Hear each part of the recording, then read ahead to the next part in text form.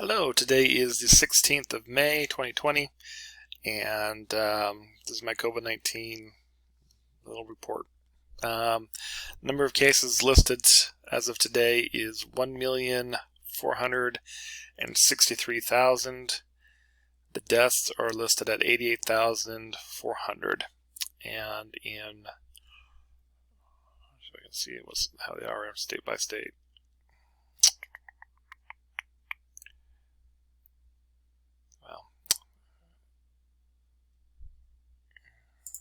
See if it'll let me do it that way. There we go.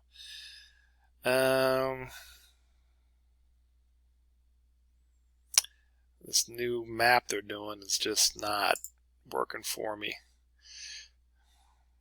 because it's just, well, New York has 348,000 cases and North Carolina is now at almost 18,000 cases as of today.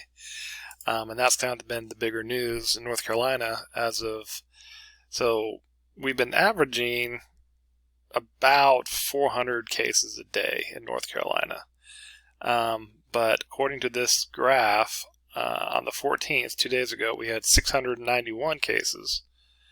Yesterday we had 622 cases, and today they're reporting that we're now at 853 new cases. So when we're averaging 400 cases and all of a sudden you have 853 new cases, cause for concern. That's kind of, again, it could be more testing. And then today in America, it's still trending down, about 25,000 new cases day over day. Some of this other stuff that was in the news is that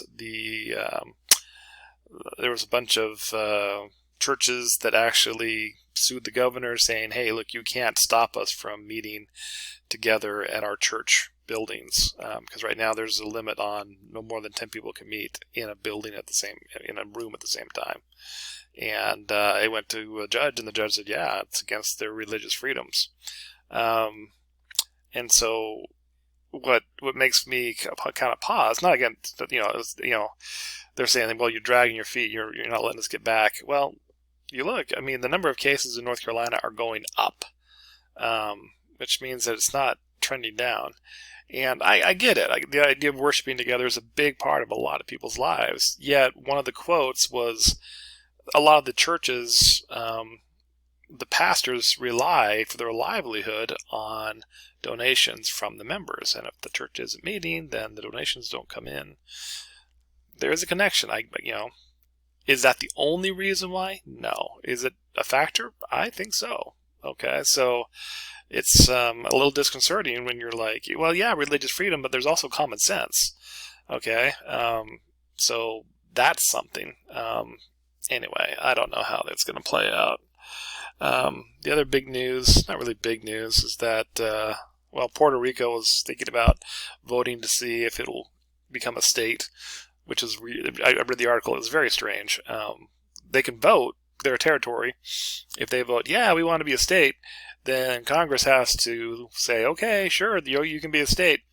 However, Puerto Rico apparently leans very Democratic, and Congress leans very Republican. So they said, Congress probably won't even look at it because they don't want to bring in more Democrats.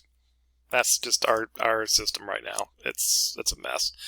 And then the other thing, so they're talking about reopening a lot more things, and it's going to be a psychological toll on some folks, is what they said, is like, because for some people who, they can afford not to really have to worry about stuff, they can be like, okay, fine, whatever. For me personally, what's been weird about this is I've been working harder because I've had to be home, but I've had to work a lot more, do a lot more things that take more time that I could have just done.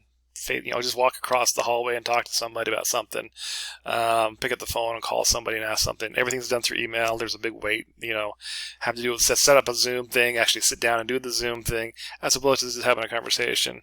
Helping a lot of people with the technology. It's been a lot of stuff. Even though the semester's ended, actually, so today is Saturday. On Monday, summer semester starts. I'm teaching one class at my main job, and then I have another class that's starting at one of the community colleges that I teach at, and I'm still in the middle of teaching another class at Southern New Hampshire. So anyway, there's that.